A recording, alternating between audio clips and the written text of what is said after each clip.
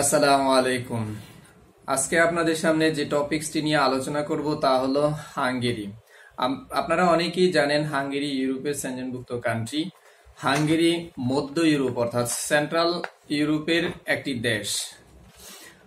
বর্তমানে বাংলাদেশ থেকে হাঙ্গেরিতে কিভাবে যাওয়া যায় এবং কোন বিষয় হচ্ছে সে সম্পর্কে সামান্য আলোচনা করার উদ্দেশ্যে মূলত আজকে আপনাদের সামনে হাজির হওয়া।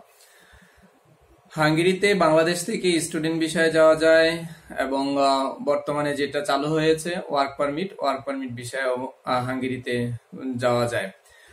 বিশেষ করে কয়েকদিন আগেই সেটা জানতে পেরেছি যে বাংলাদেশ থেকে বিভিন্ন এজেন্সি বা এজেন্সির প্রতিনিধিগণ বা কনসালটেন্সি হাউস হাঙ্গেরির ভিসা প্রসেস করে আসছে বা ভিসা প্রসেস করছে। এবং আমি যতটুকু জানতে পেরেছি যে বর্তমানে হাঙ্গেরি ছাড়াও ইউরোপের অন্যান্য কান্ট্রি যেমন পর্তুগাল, এস্তোনিয়া, ফিনল্যান্ড, রোমানিয়া, তারপর হচ্ছে পর্তুগাল, এই সমস্ত দেশের ওয়ার্ক ভিসার প্রসেস হচ্ছে এবং অনেকে ভিসা পাচ্ছে। একটা সময় পোল্যান্ডের ভিসা ছিল, অনেক বাংলাদেশিরা অনেকভাবেই পেয়েছেন, অনেকেই পোল্যান্ডে গেছেন। বর্তমানে পোল্যান্ডের ভিসা হয় না বললেই চলে। যাক, সে সম্পর্কে বিস্তারিত ব্যাখ্যা দেওয়ার জন্য মূলত আজকে আপনাদের সামনে আসিনি। যে কথাটা বলার উদ্দেশ্যই হলো যে বর্তমানে হাঙ্গেরিতে ওয়ার্ক ভিসায় বাংলাদেশ থেকেই প্রসেস হচ্ছে। আপনারা যারা যেতে চান তারা চাইলে হাঙ্গেরিতে এই বৈধভাবে ওয়ার্ক ভিসা নিয়ে যেতে পারেন। এখানে যেই সুবিধাটা আপনারা ভোগ করবেন সেটা হচ্ছে যে প্রথমত আপনারা লিগেল ভাবে যাওয়ার পর আপনারা যদি কেউ ওয়ার্ক ভিসা নিয়ে যান, সেখানে লিগেলিটি তো অবশ্যই এটা বৈধ একটা প্রসেস। আর সেখানে যাওয়ার পরে আমি যতটুকু জানতে পেরেছি যে 2 থেকে 3 মাসের মধ্যে আপনারা টিআরসি পাবেন। টিআরসি দ্বারা বুঝাতে চাচ্ছি যে সেটা হয়তো আপনারা অনেকেই জানেন, তারপরেও আমি জিনিসটা একটু খোলাসা করে বলি। সেটা হলো যে টিআরসি অর্থাৎ টেম্পোরারি রেসিডেন্ট কার্ড। 2 থেকে 3 মাসের মধ্যে যদি আপনারা টেম্পোরারি রেসিডেন্ট কার্ড পেয়ে যান, আর যদি পেয়েই যাবেন, এটাই হচ্ছে আমি যতটুকু জানতে পেরেছি। যদি টেম্পোরারি রেসিডেন্ট কার্ড পাওয়ার পর আপনারা যদি কোম্পানির রুলস রেগুলেশন অনুযায়ী এবং আইন অনুযায়ী থাকেন এবং কোনো প্রকার আইন বহির্ভূত কোনো কাজ না করেন, সেই ক্ষেত্রে সর্বোচ্চ 3 বছর গেলে আপনারা পিআর এর জন্য আবেদন করতে পারবেন। এখানে পিআর বলতে পার্মানেন্ট রেসিডেন্টদারি হইতে 3 বছর পর যখন আপনারা আবেদন করবেন, তখন হয়তো দেখা গেছে যে আরো 5-6 মাসের সময়ের মধ্যে আপনারা পার্মানেন্ট রেসিডেন্ট কার্ড পেয়ে যাবেন। পার্মানেন্ট রেসিডেন্ট কার্ড পাওয়ার পর আপনাদের আর কোনো চিন্তা নাই। এখানে এই কথাটা বলার মূল লক্ষ্য হচ্ছে যে আমাদের মাঝে একটা ইন্টেনশন কাজ করে, যারা বাংলাদেশ থেকে যাই, বিশেষ করে ইউরোপের একটা সেনজেনভুক্ত কান্ট্রিতে ঢোকার পর আমাদের চিন্তা থাকে যে ওই নির্দিষ্ট গন্তব্য ছাড়া যেখানে ভাই বন্ধু আছে সেখানে চলে যাই, কিংবা আত্মীয় স্বজন আছে সেখানে চলে যাই। আসলে আপনারা গেলেন একটা লিগেল পন্থা অবলম্বন করে, কিন্তু যখন আপনারা কেউ অন্য কোথাও চলে যান তখন কিন্তু সেটা কি হয়ে গেলেন, আপনারা ইললিগেল হয়ে গেলেন। আসলে এই কাজটা করা কিন্তু ঠিক না, কারণ কষ্ট করে যদি আপনারা লিগেলিটি পান, অর্থাৎ 3 বছর কিংবা 4 বছরই আমি ধরলাম যে 4 বছরের মধ্যে যদি পার্মানেন্ট রেসিডেন্ট কার্ড পেয়ে যান, তাহলে কিন্তু আপনি ওই দেশের একটা সিটিজেনশিপ অর্থাৎ নাগরিক। সেই ক্ষেত্রে আপনারা যে সুযোগ সুবিধা পাবেন ওই দেশে থাকলে, অন্যান্য দেশেও গিয়ে কিন্তু তখন সেই সুযোগ সুবিধা ভোগ করতে পারবেন, অর্থাৎ কাজ করতে পারবেন বা বেতন বা তার উচ্চ মাত্রায় যেখানে আপনার যোগ্যতা এবং দক্ষতা অনুযায়ী কাজ করার মতন সুযোগ আছে সেখানে কাজ করতে পারেন। কেননা ইউরোপের সেনজেনভুক্ত কান্ট্রি প্রায় 26টা।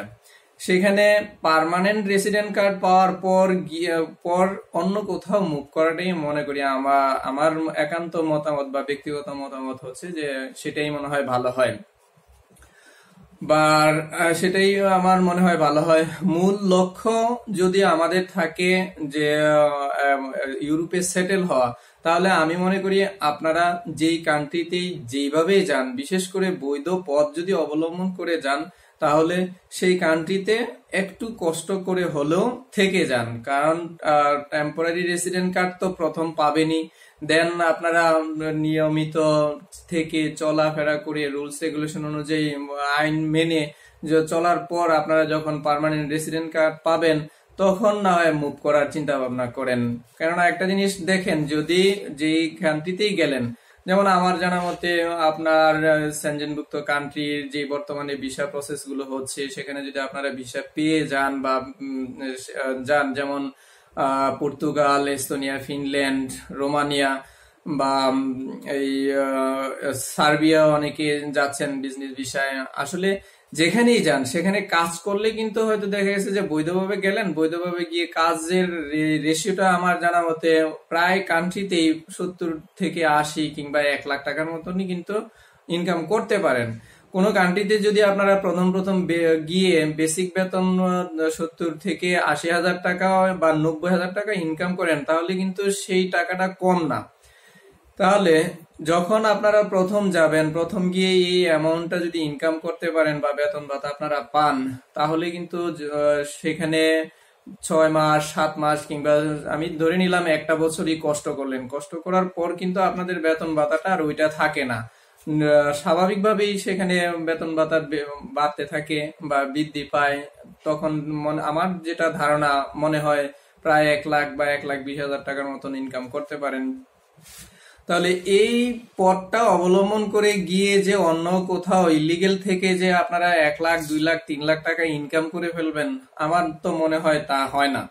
সুতরাং আপনারা যারা যান, যেখানেই যান, যাওয়ার জন্য চেষ্টা করেন, বিশেষ করে বৈধভাবে গিয়ে বৈধ থাকারই চেষ্টা করেন। আমার মনে হয় এই জিনিসটা করলেই ভালো হয়।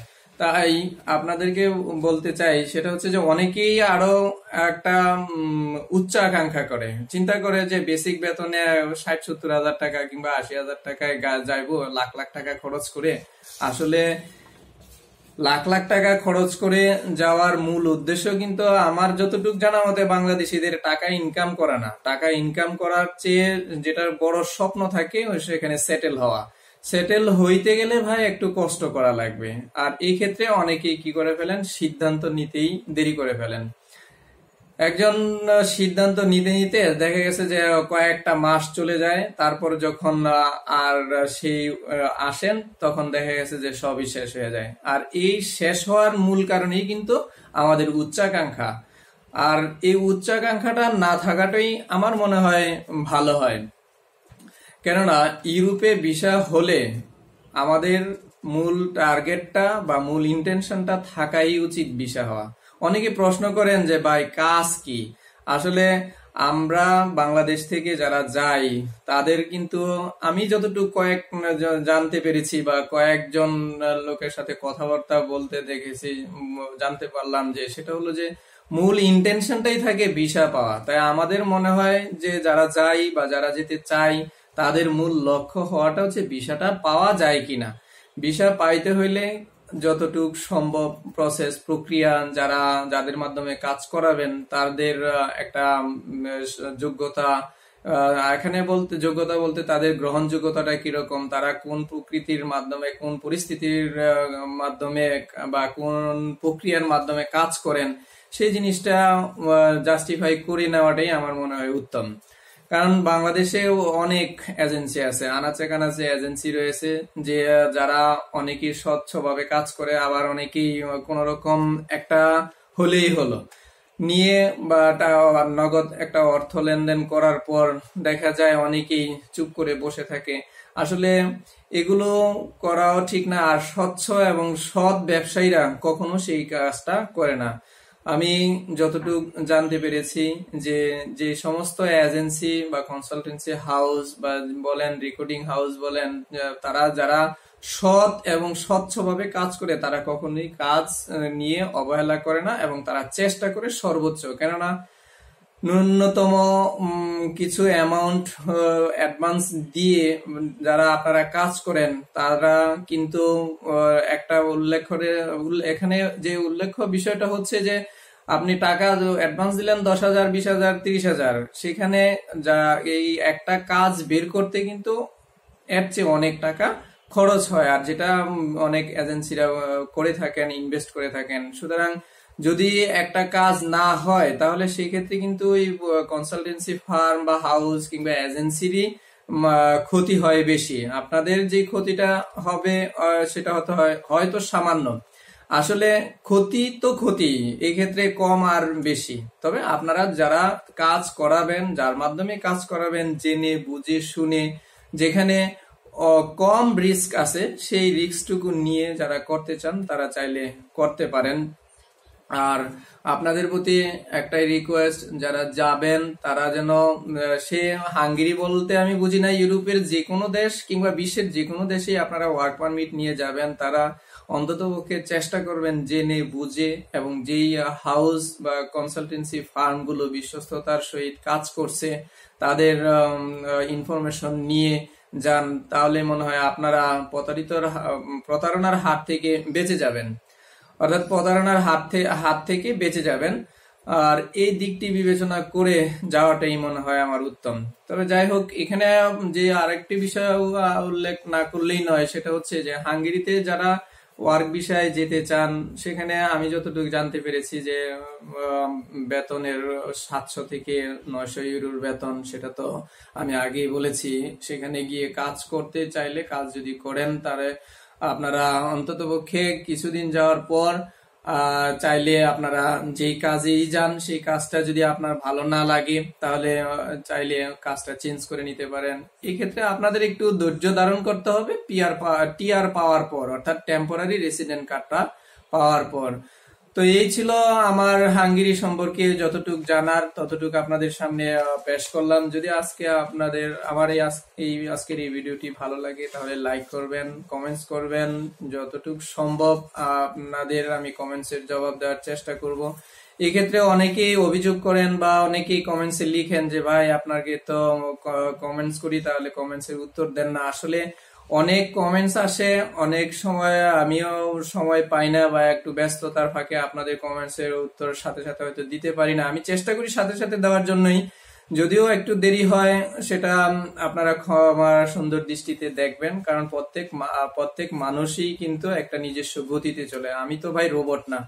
তো যাই হোক, আর কথা দীর্ঘায়িত করলাম না।